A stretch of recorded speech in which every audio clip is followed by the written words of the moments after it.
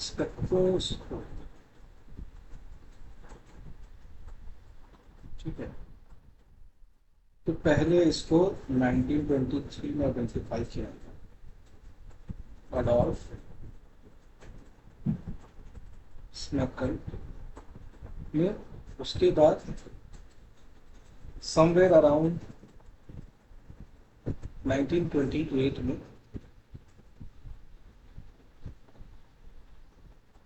Doctor C we Raman ने इसको finally detail में एक्सप्लोर किया।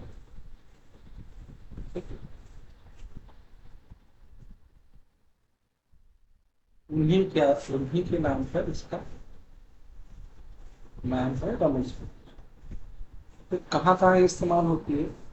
देखिए, चाहे जैसे हमने वाइब्रेशनल पढ़ा, स्पेक्ट्रोस्कोपी पढ़ा, रोटेशनल पढ़ा, ठीक है, और वाइब्रेशनल रोटेशनल भी हमने पढ़ा, ठीक है। लेकिन इसका कॉन्सेप्ट, लेकिन उनकी लिमिटेशंस क्या थी? उनकी लिमिटेशंस ये थी, इन सभी में हमारे मॉलिक्यूल के पास में क्या होना चाहिए? हमारे मॉलिक्यूल के पास में they should be in dipole movement. या तो डाइपोल मूवमेंट होनी चाहिए या चेंज इन डाइपोल मूवमेंट होनी चाहिए। यही हमारा रूल था इन सभी के लिए, ठीक है। रोटेशंस के लिए हम कौन सी इस्तेमाल करते थे? माइक्रोवेव। और वाइब्रेशंस के लिए इंफ्रा। और वाइब्रेशन, रोटेशन वाइब्रेशन स्पेक्ट्रोस्कोपी के लिए हम इंफ्रारेड भी इस्तेमाल करते हैं।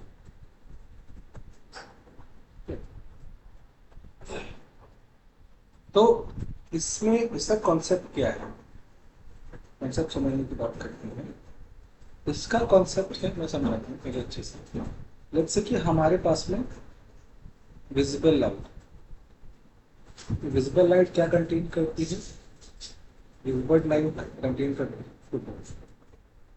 अगर वो फोटोन पे कंटेन करती है, लेट्स से फोटोन, तो फोटोन इससे स्ट्राइक करेगा, ठीक है। अगर वो स्ट्राइक करेगा तो क्या हो सकता है कि ये बिना कोई इफेक्ट प्रोड्यूस करे फोटोन वापस मिल सकता है। तो इससे कोलिजन हुआ, इनके बीच में क्या हुआ? कोलिजन हुआ, ठीक है। और लेट्स से इलास्टिक कोलिजन हुआ, फोटोन ने उस पर पूरी एनर्जी वापस दे दी, ठीक है। मतलब इलास्टिक कोलिजन क्या होता है कि मतलब जहां पे कंजर्वेशन ऑफ मोमेंटम फोटो, है ना। लेट्स से कि अगर मैंने एक दूसरा इंसिडेंट फोटोन लिया अपने मॉलिक्यूल पे, ठीक है, और इसकी जो एनर्जी है इससे टकराने के बाद या तो बढ़ गई या घट गई, दोनों हो सकता है। इस केसेस में क्या होता है? इसको बोलते हैं इन इलास्टिक स्कैटरिंग। तो जो भी हमको इसमें दिखाई देगा वो होगा इन इलास्टिक स्कैटरिंग की। हम कौन कौन से लाइट इसमें इस्तेमाल कर सकते हैं?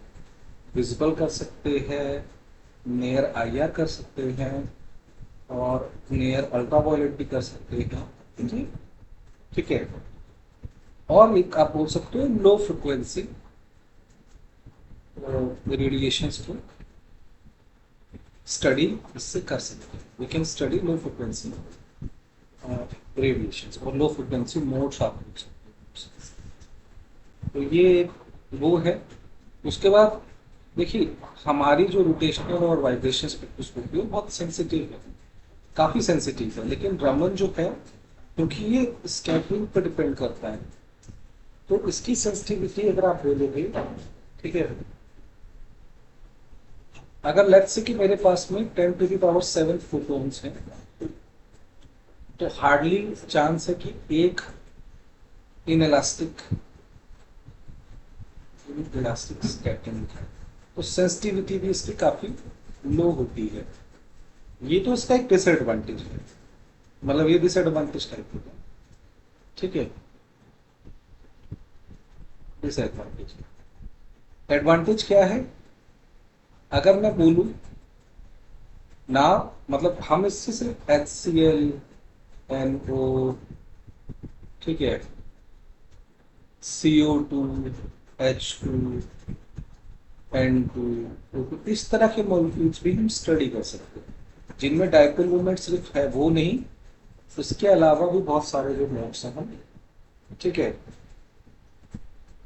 तो ठीक है, अब सेटअप क्या होता है कि लेट्स से कि मेरे पास में एक, ठीक है, मेरे पास में एक तरीके का मतलब ट्रांसपेरेंट मीडियम है, ज़्यादा कुछ है नहीं, सैंपल है, सैंपल में मैंने फोटोन इसमें डाले हैं, ठीक है, और अब इसमें विजिबल लाइट तो फोटोन कंटेन करती है, तो उसी स्कैटरिंग के थ्रू हमको चेंज इन जो एनर्जी ऑफ रेडिएशन है वही हमको देखने को मिलेगा, ठीक है।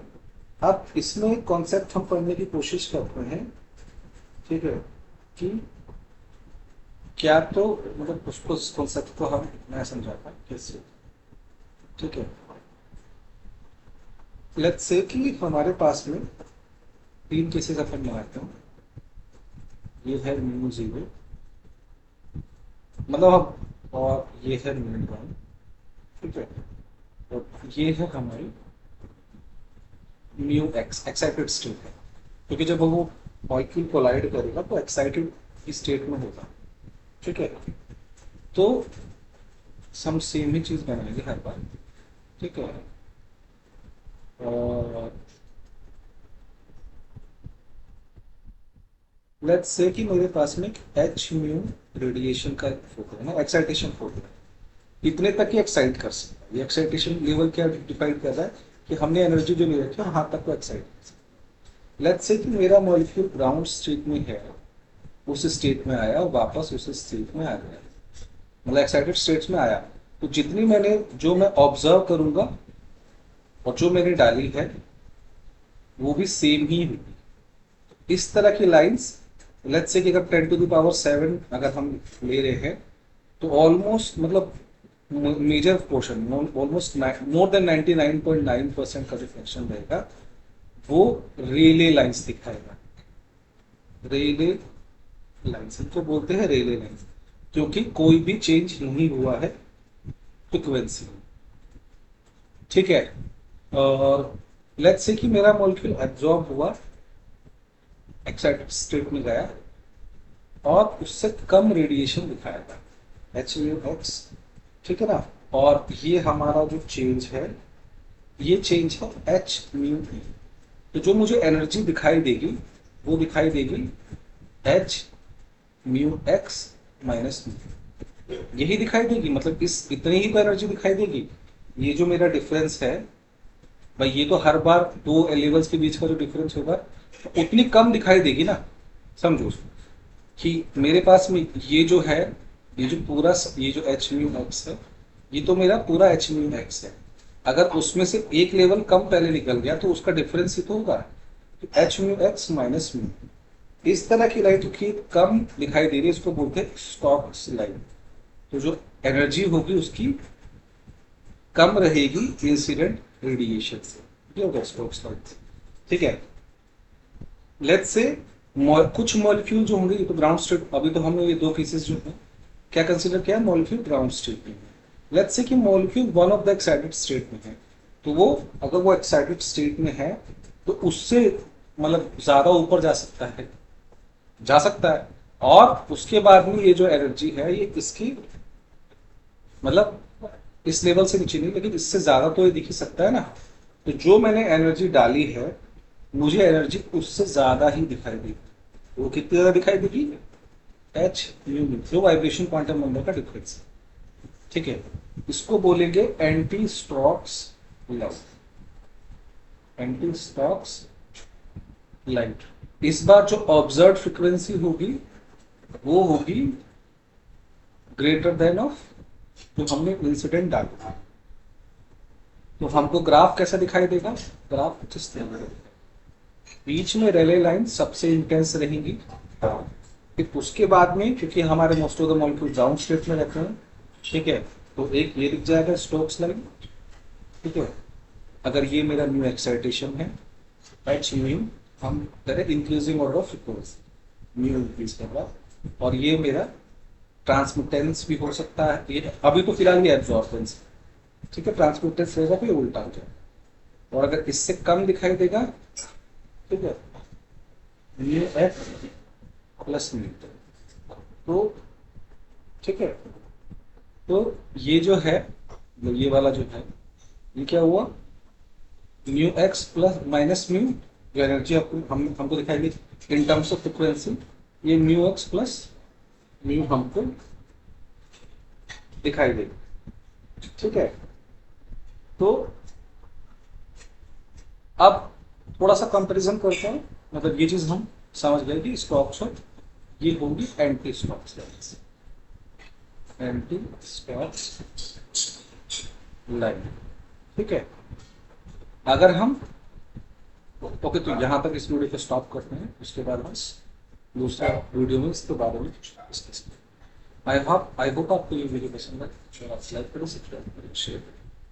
Thank you for watching my videos.